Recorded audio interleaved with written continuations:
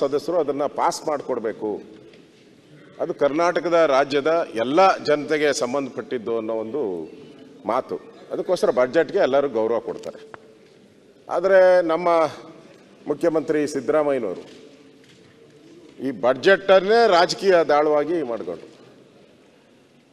ಬಡ್ಜೆಟನ್ನು ಏನು ಪಾವಿತ್ರತೆ ಇತ್ತು ಆ ಬಡ್ಜೆಟ್ನೇ ಒಂದು ರಾಜಕೀಯ ಪಾವಿತ್ರತೆಯನ್ನು ಮಾಡಿಕೊಂಡು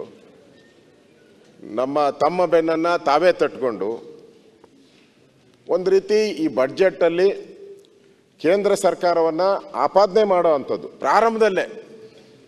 ಮಧ್ಯೆ ಎಲ್ಲೋ ಮಾಡಿದರೆ ಏನೋ ನಾವು ಕೇಳಿಸ್ಕೊಬೋದಾಯಿತು.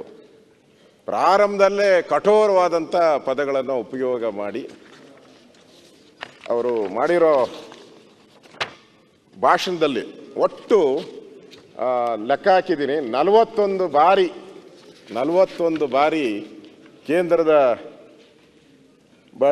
ಕೇಂದ್ರ ಸರ್ಕಾರದ ವಿರುದ್ಧವಾಗಿ, ನರೇಂದ್ರ ಮೋದಿಯವರ ವಿರುದ್ಧವಾಗಿ ಹೇಳಿದ್ದಾರೆ. 2ನೇ ಪುಟದಿಂದ ಪ್ರಾರಂಭ ಆಗಿ 11ನೇ ಪುಟದವರೆಗೂ ನಿರಂತರವಾಗಿ ಕೇಂದ್ರ ಸರ್ಕಾರದ ಮೇಲೆ ಒಂದು ರೀತಿ ಶುರು ಮಾಡಿಲ್ಲ. ಪಾವಿತ್ರತೆ ಬಗ್ಗೆ ಹೇಳ್ತಾ ಇದ್ರಲ್ಲ, ಶುರುನೇ ಮಾಡಿಲ್ಲ, ಇನ್ನೂ ಬೇಕಾದಷ್ಟು ಐತೆ.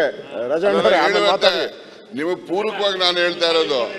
ಅಯ್ಯೋ, ಪೂರಕವಾಗಿ ನಾನು ಬಂದಿದ್ದೇನೆ.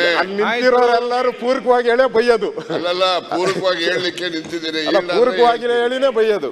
ಅಲ್ಲಲ್ಲ, ಪೂರಕವಾಗಿ ನಿಮಗೆ ಸಹಾಯ ಆಗ್ತದೆ ಹೇಳೋದ್ರಿಂದ. ಯಾವತ್ತೂ ಆಗಲ್ಲ ಬಿಡಿ ಅದು. ಅಧ್ಯಕ್ಷರೇ, ಪಾವಿತ್ರತೆ, ಬಜೆಟ್ ಪಾವಿತ್ರತೆ ಬಗ್ಗೆ ಹೇಳ್ತಾ ಇದ್ದಾರೆ. ಅದು ಬಹಳ ಪ್ರಮುಖವಾದಂಥ ವಿಚಾರ. ಇವರಿಗೆ ನೈತಿಕತೆ ಏನಿದೆ ಬಜೆಟ್ ಪಾವಿತ್ರತೆ ಬಗ್ಗೆ ಪ್ರಸ್ತಾಪ ಮಾಡಲಿಕ್ಕೆ ಅಂತ ನನ್ನ ಮೊದಲನೇ ಪ್ರಶ್ನೆ. ಯಾಕೆ ಅಂದರೆ ಅವರು ಮುಖ್ಯಮಂತ್ರಿಗಳು, ಹಣಕಾಸು ಸಚಿವರು ಆ ಬಜೆಟನ್ನು ಓದ್ತಾ ಇದ್ರೆ ನೀವು ಅದನ್ನು ಕೇಳೋಕ್ಕೂ ತಯಾರಿಲ್ಲ.